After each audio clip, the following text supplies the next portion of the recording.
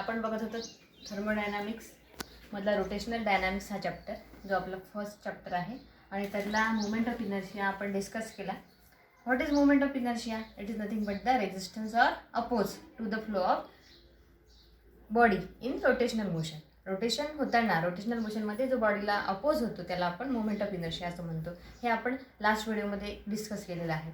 तर आज आपण मोमेंट ऑफ इनर्शिया बघणार आहोत ऑफ युनिफॉर्म रिंग. तर रिंग म्हणजे काय?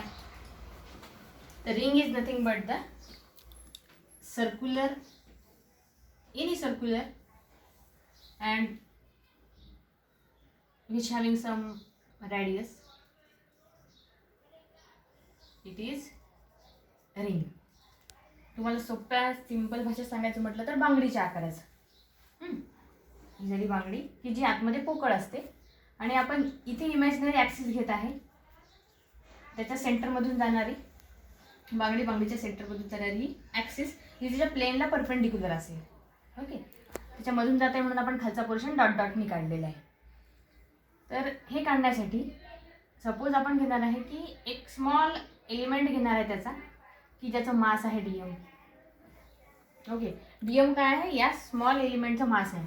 ओरिजिनल जी रिंग आहे its mass is M, means capital M, and its radius is capital R. Okay, for deriving the moment of inertia of the ring, we consider that it is formed by number of small element dm. Such one element is considering here which is at a distance of r. आणि आपल्याला माहिती आहे की point mass जर असेल तर त्याचा moment of inertia आपण काढताना काय घेतो? मास इंटू डिस्टन्स स्क्वेअर. आता इथे डिस्टन्स किती आहे? r आणि मास किती आहे? dm. सो डिस्टन्सचा स्क्वेअर म्हणजे आर स्क्वेअर डी एम. हे जर झालं त्या स्मॉल मास डी एमचं. जर आपल्याला मोमेंट ऑफ इनर्शिया रिंगचा काढायचा असेल तर आपण त्याला घेऊ इंटिग्रेशन त्याचं, या क्वांटिटीचं इंटिग्रेशन म्हणजे means R square D M. आता आर स्क्वेअर ही झाली त्याची रॅडियसचा square. Radius is constant quantity, therefore we take it outside the integration side. R square constant आहे तर इंटिग्रेशनच्या बाहेर घेतलं into integration of D M. आता डी एम काय आहे? It is nothing but the mass of small element. आता complete the ring integration केल्यावर आपल्याला कंप्लीट मास मिळेल रिंगचं, आणि कंप्लीट मास किती आहे? Capital M. So it is R square M. और moment of inertia of the ring we denote it as I R. It is nothing but the M R square. हे direct derivation आपल्याला बुकमध्ये दिलेलं आहे. Moment of inertia of a ring is M R square. Now we find moment of inertia of a uniform disk. Moment of inertia of uniform disk. जसं आपण ring बघितली या प्रकारे होती ती. आता हा जर पार्ट पूर्ण भरीव असेल म्हणजे सॉलिड असेल, थाळी फेक वगैरे पाहता तुम्ही गेममध्ये थाळी खेळता, तर ती झाली डिस्क. जे आतमधला पार्ट जो आहे तो सॉलिड आहे आणि रिंग जी आहे ती आतमध्ये पोकळ होती. ही सॉलिड पार्ट असतो पूर्ण भरीव, ती झाली डिस्क. डिस्कला काढताना आपण असं काढू. ओके, आतमध्ये पूर्ण ती भरीव आहे. कन्सिडर करताना आपण करणार आहोत की M is the mass and R is the radius of this circular disc or uniform disc. आणि ही जी डिस्क आहे it is form by the concentric ring. अशा छोट्या छोट्या रिंग ज्या जवळ आहेत अशा रिंगनी ती फॉर्म झालेली आहे असं आपण कन्सिडर करू. आणि मग ती भरीव अशी बनलेली आहे. कॉन्सेंट्रिक आहे, इन्क्रीजिंग रेड आहे. छोट्या रॅडियसपासून नंतर ती वाढत गेली आणि पूर्ण भरीव अशी डिस्क फॉर्म झाली असं आपण कन्सिडर करत आहोत. तर कॉन्सेंट्रिक म्हणजे सेम सेंटर फक्त इन्क्रीजिंग रेड आहे. अशी एक रिंग आपण इथे कन्सिडर करू फॉर द डेरिवेशन. डेरिवेशन आपल्याला कॅल्क्युलेट करायचं आहे, काढायचं. त्यासाठी आपण काय करणार आहे? एक स्मॉल डिस्क घेणार आहे की जिची विड्थ जी आहे, विड्थ म्हणजे जाडी, ती आहे suppose D R. D R is the width and its radius is small R and capital R is the radius of disk. Small R ही या रिंगची रॅडियस झाली. ही जी विड्थ आहे ही डी आर जरी असली तरी एक स्मॉल क्वांटिटी आहे, त्यामुळे त्याचं जे रॅडियस आहे सेंटरपासून या डिस्टन्सपर्यंत आपण आर घेणार आहे. ओके, सुरुवातीला एक क्वांटिटी जी तुम्हाला कदाचित माहिती असेल ती म्हणजे surface density, sorry mass density.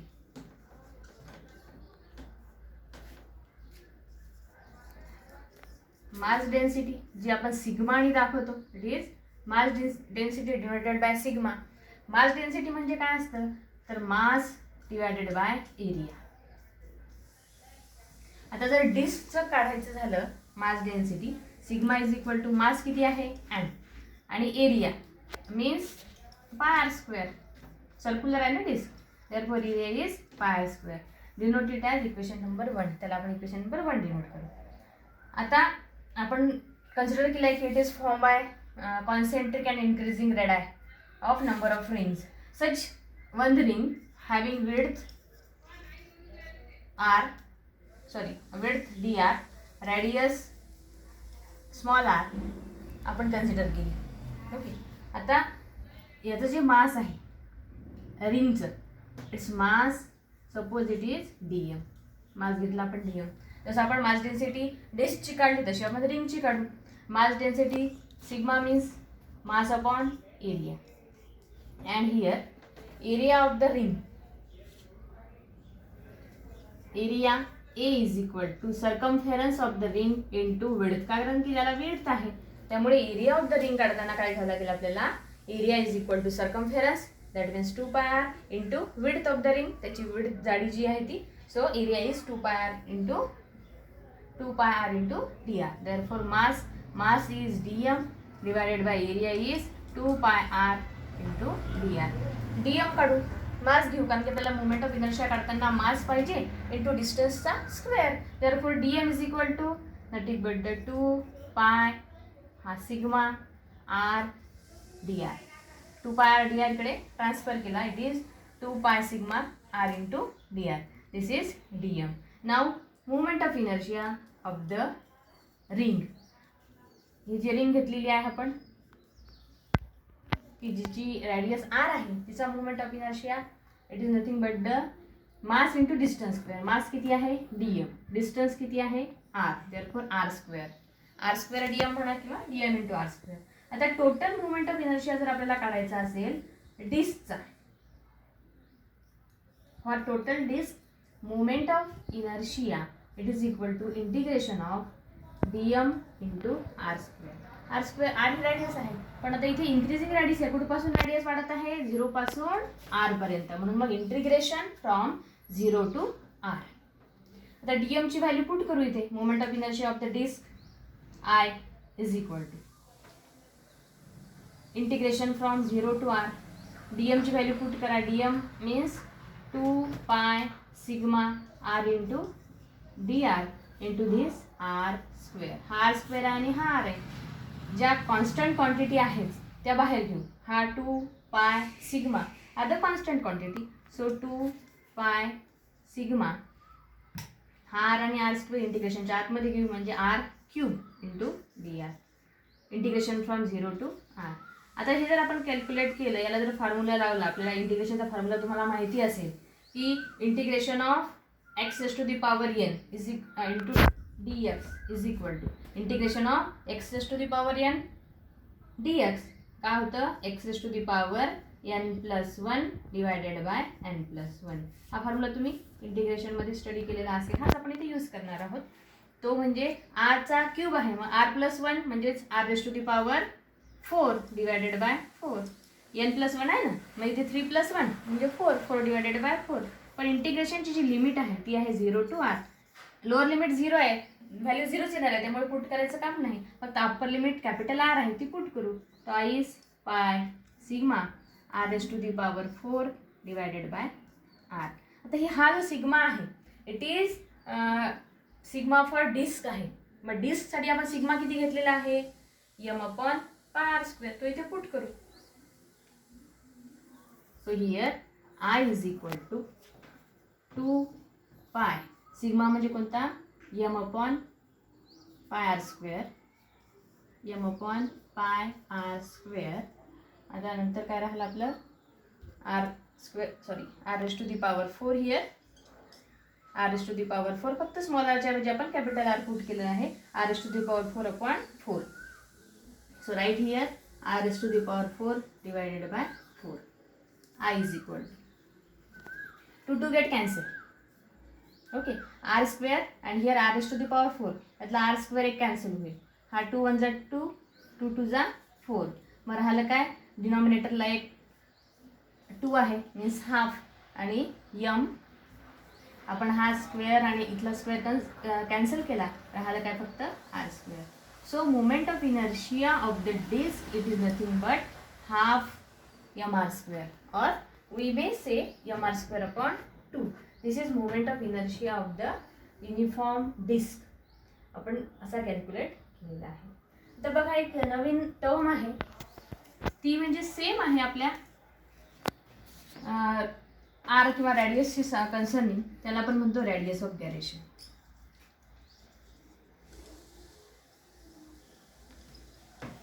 Radius of gyration. तर रॅडियस ऑफ गॅरेशन म्हणजे काय, तर डिस्टन्सच आहे from the axis of rotation.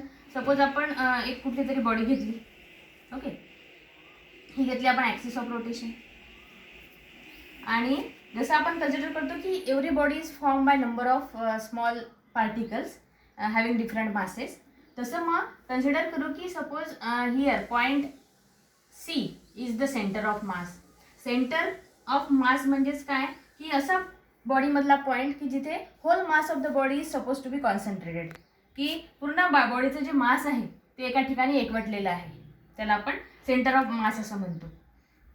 तर तो पॉईंट आणि जी आपली ॲक्सिस ऑफ रोटेशन आहे त्यामधलं अंतर, त्याला आपण रॅडियस ऑफ गॅरेशन कधी म्हणू, जेव्हा मुवमेंट ऑफ इनर्शिया आपण ह्या डिस्टन्सनी काढला आणि काढला आपण, त्याला आपण आय म्हणू किंवा I1 कन्सिडर करू, आणि जो आपण नेहमीचा कॉन्सेप्ट आहे आपला, नंबर ऑफ पार्टिकल्स आहेत आपले, मग आपण समेशन घेतो, mr स्क्वेअर घेतो, त्यावरून काढलेला तो मुवमेंट ऑफ इनर्शिया, आणि हा सेम येतो. म्हणजे movement of inertia about this K is same as that of the given axis of rotation. यावरून या डिस्टन्सवरून घेतलेला म्हणजेच काय होईल, मास m आणि डिस्टन्सचा square, this is movement of inertia. याला सपोज आपण I1 म्हटलं, आणि नेहमी आपण जो काढतो तो म्हणजे काय की summation of mi ri square, म्हणजे प्रत्येक पार्टिकलचं मास आणि त्याच्या डिस्टन्सचा स्क्वेअर घेऊन सम करणं, हा मुवमेंट ऑफ इनर्शिया आणि हा मुवमेंट ऑफ इनर्शिया सेम येतो. त्या डिस्टन्सला आपण from the axis of rotation त्याला आपण रॅडियस ऑफ गॅरेशन म्हणतो. आपण याला असंही एक्सप्लेन करू शकतो की movement of inertia radius of gyration is defined as it is the distance between the axis of rotation and a point at which whole mass of the body is supposed to be concentrated so as to have same moment of inertia of the body about the same axis. It is nothing but the radius of gyration. I repeat it.